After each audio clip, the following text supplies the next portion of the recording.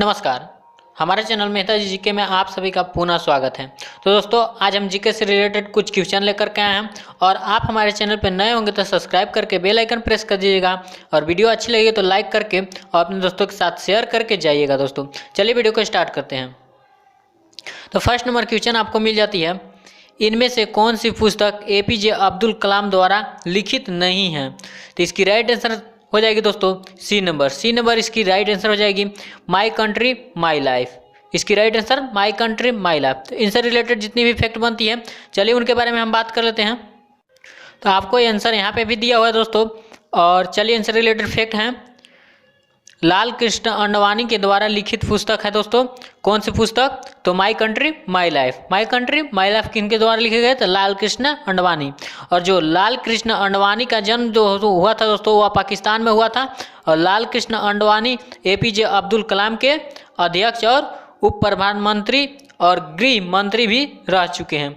तो चलिए next number question की बात कर लेते हैं। तो नेक्स्ट नंबर क्वेश्चन है, भारतीय मूल की कल्पना चावला अंतरिक्ष में किस यान से गई थी? तो दोस्तों यहाँ पे आपको समझना होगा, भारतीय मूल की, वह केवल भारतीय मूल की थी, मतलब भारत की थी, पर वह कहाँ से गई थी? तो वह अमेरिका से गई थी। अमेरिका से गई थी अंतरिक्ष में। तो वह कौन सी अंतरिक्ष थी दोस्तों? वह कौन सी जो भारतीय मूल की अंतरिक्ष में जाने वाली किस यान से गई थी? तो वह कोलंबिया। राइट आंसर हो जाएगी कोलंबिया। तो चलिए इनसे रिलेटेड जितनी भी फैक्ट बनती है हम बात करते हैं। तो देखिए यहाँ पे दिया हुआ, यहाँ पे डिस्कस भी कर दिए हैं। पहली जो गई थी वह कल्पना चावला और दूसरा जो गई थी वह सुनीता विलियम्स। पहला कल्पना चावला और दूसरा जो हो गया सुनीता विलियम्स। तो आप इन दोनों के नाम ख्याल रखेंगे, जो कि भारतीय मूल के थे लेकिन अमेरिकी नागरिक के तौर पे गए थे। भारतीय मूल के अमेरिकी नागरिक मतलब भारत के रहने वाले थे लेकिन अमेरिकी नागरिक की ओर से अमेरिका में रहते थे और वहीं से वह गए थे। पहला कल्पना चावला और दूसरा सुनीता विलियम्स। और चलिए नेक्स्ट इससे फैक्ट बनती है, नासा के कोलंबिया यान से गई थी, मतलब नासा ने लॉन्च किया था कोलंबिया यान, और कोलंबिया यान में आग लग जाने के कारण 1 फरवरी 2003 को चावला सहित 7 यात्री की मृत्यु हो गई। दोस्तों वह कोलंबिया यान जो थी वह सफल नहीं हुई, जैसे ही मतलब आग लगी उसमें 7 और थे, कल्पना चावला के सहित 7 और लोग थे। और भारत की बात कर ले तो भारत से पहले बार जाने वाले वो थे राकेश शर्मा, जो कि आप सभी बच्चे जानते होंगे कि भारत से राकेश शर्मा प्रथम बार अंतरिक्ष में गए थे। तो नेक्स्ट नंबर क्वेश्चन की बात करते हैं। तो हीराकुंड जलाशय किस नदी पर निर्माण किया गया है? तो इसकी राइट आंसर हो जाएगी दोस्तों आप सभी को नेक्स्ट पेज में मिल जाती है सी नंबर इसकी राइट आंसर हो जाएगी महानदी। तो महानदी से रिलेटेड जितनी भी फैक्ट बनती है चलिए हम बात करते हैं। तो महानदी से रिलेटेड है, हीराकुंड बांध भी महानदी पर उड़ीसा में है। दोस्तों वहाँ पे दिया हुआ था, क्या दिया हुआ था यहाँ पे ध्यान से देखिएगा दोस्तों, आप सभी के लिए बहुत ही इंपॉर्टेंट है। यहाँ पे हीराकुंड जलाशय दिया हुआ है, क्या है? जलाशय। और आपको यहाँ पे क्या नहीं मिल रहा है? हीराकुंड बांध जो कि दोनों महानदी पर है और यह उड़ीसा में है। तो हीराकुंड सबसे लंबी नदी बांध है दोस्तों, हीराकुंड जो बांध है वह सबसे लंबी नदी बांध है। और जो कोलडैम परियोजना सतलज नदी पर है दोस्तों वह हिमाचल प्रदेश में है। और चलिए इनसे फिर और भी बात करते हैं। तो भाखड़ा नंगल बांध जो है, भाखड़ा नंगल वह सतलज नदी पर है दोस्तों। और जो पोंचपाद प्रोजेक्ट जो है गोदावरी नदी पर है, वो कर्नाटक में है दोस्तों। कहाँ पे है? कर्नाटक में गोदावरी नदी पर। और सरदार सरोवर डैम है जो नर्मदा में है, वह कौन कौन से राज्य के बीच है? गुजरात, मध्य प्रदेश, महाराष्ट्र और राजस्थान, यह 4 संयुक्त हैं, एक ही में हैं। तो चलिए नेक्स्ट नंबर क्वेश्चन की बात करते हैं। आई होप कि आप सबको यह वीडियो बेहद पसंद आ रहे होगी दोस्तों। पसंद आ रहे होगी तो चैनल पे नए होंगे तो सब्सक्राइब करके बेल आइकन प्रेस कर दीजिएगा और एक लाइक कर दीजिएगा। और अच्छी लगेगी दोस्तों तो पीडीएफ डाउनलोड करने के लिए आप हमारे टेलीग्राम ग्रुप से जोड़ दीजिएगा, जिसका लिंक हम डिस्क्रिप्शन बॉक्स में दे चुके हैं, और वहाँ से डाउनलोड करके आप पीडीएफ भी शेयर कर सकते हैं और वीडियो भी शेयर कर चुके हैं। तो नेक्स्ट नंबर क्वेश्चन है फर्स्ट नंबर, दास वंश की स्थापना किसके द्वारा की गई थी? तो इसकी राइट आंसर हो जाएगी दोस्तों ए, कुतुबुद्दीन ऐबक। इसकी राइट आंसर हो जाएगी कुतुबुद्दीन ऐबक। तो इनसे रिलेटेड जितनी भी फैक्ट बनती है चलिए हम बात कर लेते हैं। तो यहाँ पे दिया हुआ है आपको आंसर ए नंबर, यहाँ पे भी दिया हुआ है दोस्तों, कभी डाउट हो तो आप पीडीएफ से भी देख पाएंगे। तो इनसे रिलेटेड फैक्ट है, मोहम्मद गजनवी सोमनाथ मंदिर को 1000 25 मतलब 1025 में नष्ट किया था दोस्तों। कौन? तो मोहम्मद गजनवी। और कुतुबुद्दीन ऐबक की बात कर ले तो इसकी मृत्यु चौगान खेलते समय घोड़े से गिरकर हो चुका था दोस्तों। या घोड़े से गिरकर अचानक इसको मृत्यु हो गई। क्या? चौगान खेलते समय। चौगान एक खेल होती है जो कि घोड़े से खेली जाती है। और अगर मोहम्मद गौरी की बात करें तो मोहम्मद गौरी की हत्या हुई थी दोस्तों, मृत्यु नहीं हुई थी। आप यहाँ पे ध्यान देंगे, हत्या हुई थी जो कि चाकू से मार करके हत्या कर दी गई थी। कब? तो नमाज पढ़ते समय इसे चाकू मारकर हत्या कर दिया गया था। और रजिया सुल्तान की बात करें तो रजिया सुल्तान जो थी दिल्ली के राजगद्दी पर बैठने वाली प्रथम महिला शासक थी दोस्तों। यह प्रथम महिला शासक थी, या मध्यकालीन का भी बोल सकते हैं।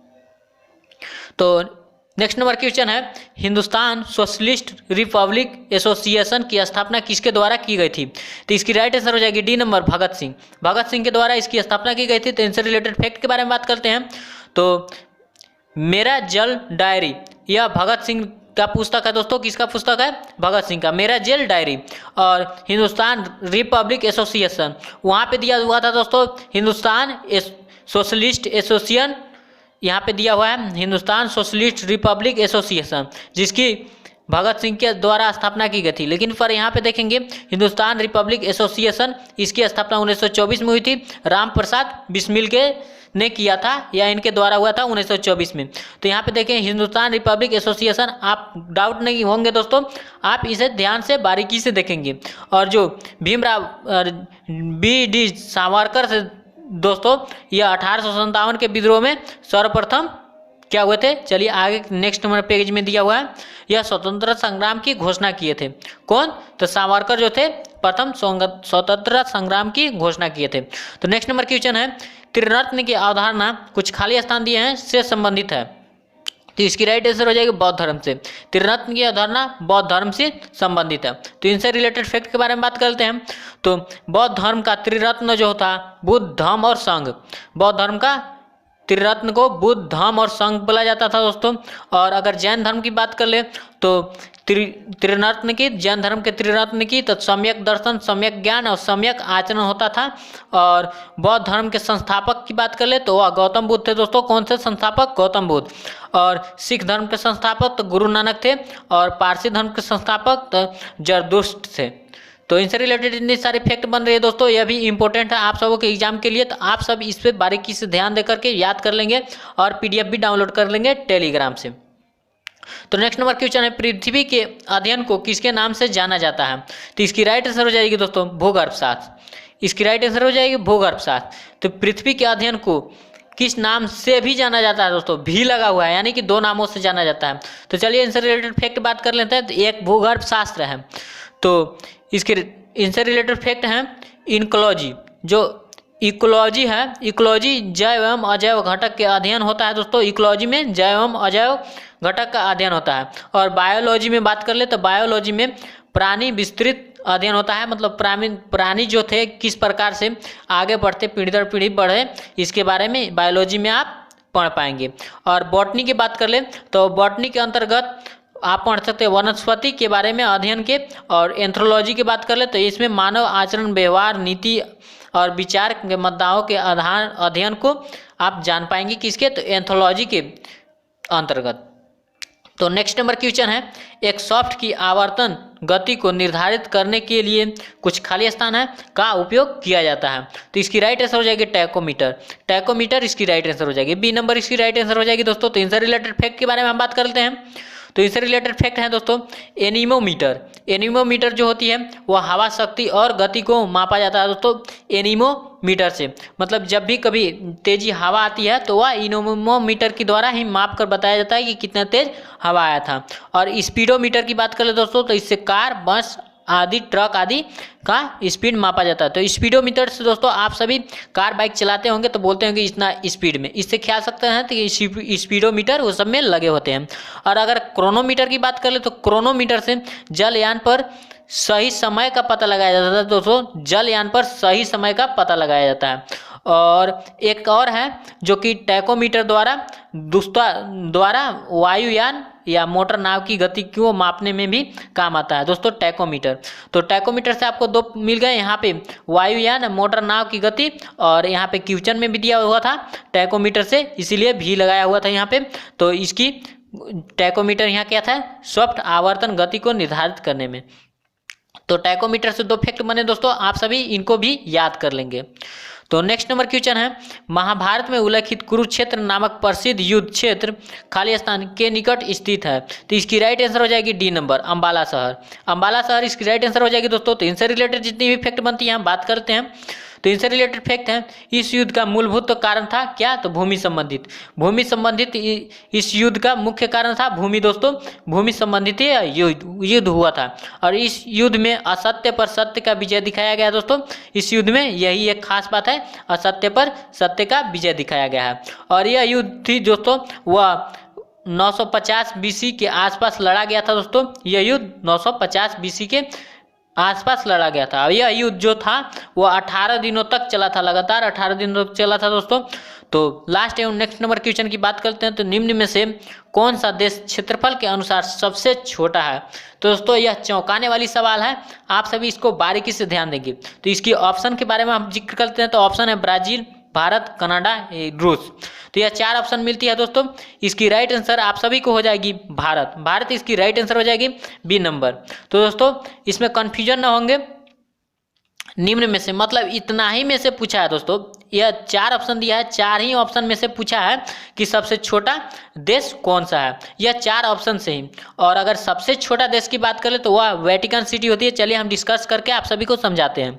तो सबसे बड़ा रूस होता है दोस्तों, सबसे बड़ा देश रूस है। और भारत का क्षेत्रफल बात कर ले तो 32,87,263 वर्ग किलोमीटर है। और विश्व के क्षेत्रफल का अगर पूरा भाग का हम प्रतिशत निकालें तो 2.42% होता है दोस्तों। इसकी जिक्र हम पहले भी वीडियो में कर चुके हैं और यह एग्जाम में मोस्ट इम्पोर्टेंट है। आप सबों को यह बार बार पूछा जाता है, इसलिए इस पे बारीकी से ध्यान देंगे। और भारत का विश्व में जो क्षेत्रफल में स्थान है वह 7वां स्थान है दोस्तों। वह कौन सी स्थान है, तो 7वां। तो और सबसे छोटा देश की बात कर ले तो फिलहाल में वेटिकन सिटी को ही माना जा रहा है दोस्तों सबसे छोटा। तो वेटिकन सिटी से रिलेटेड बात कर लेते हैं। वेटिकन सिटी की कुल क्षेत्रफल जो है वह 0.44 वर्ग किलोमीटर है दोस्तों, 0.44। और हमारा इंडिया कितना है, तो 2.42%। और यहाँ की जनसंख्या की बात करें दोस्तों तो 800 लोगों की है, मतलब इसके लगभग 800 लोगों की लगभग यहाँ की जनसंख्या है। तो आज यही वीडियो की जो लास्ट हो गई दोस्तों। आज इतने ही क्वेश्चन थी जो कि लास्ट हो गए। और वीडियो अच्छी लगी हो दोस्तों तो हमारे चैनल को सब्सक्राइब करके और लाइक करके अपने दोस्तों के साथ शेयर करना ना भूलेंगे। शेयर और कमेंट करना भी ना भूलेंगे दोस्तों। वीडियो अच्छी लगी है कैसी लगी आप कमेंट करेंगे।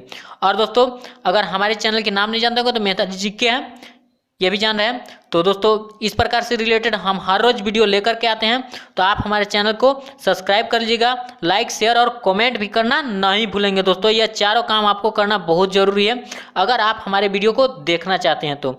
और अगर आप इस PDF को डाउनलोड करना चाहते हैं तो आप हमारे टेलीग्राम ग्रुप से उसे डाउनलोड कर सकते हैं, या डिस्क्रिप्शन में आपको व्हाट्सएप ग्रुप का लिंक मिल जाएगी, जहाँ से जाकर के आप व्हाट्सएप ग्रुप से ज्वाइन होकर के वहाँ से भी आप PDF पा सकते हैं। तो फिलहाल में अभी टेलीग्राम को बंद कर चुके हैं दोस्तों, आपको व्हाट्सएप यूज करना पड़ेगा। तो फिर मिलेंगे इस प्रकार के वीडियो के साथ दोस्तों, तब तक के लिए बाय, जय हिंद एंड जय भारत।